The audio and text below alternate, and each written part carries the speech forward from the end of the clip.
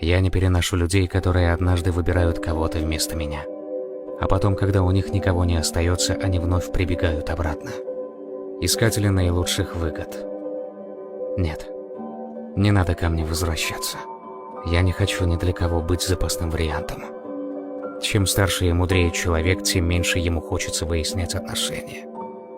Хочется просто встать, пожелать всего хорошего и уйти.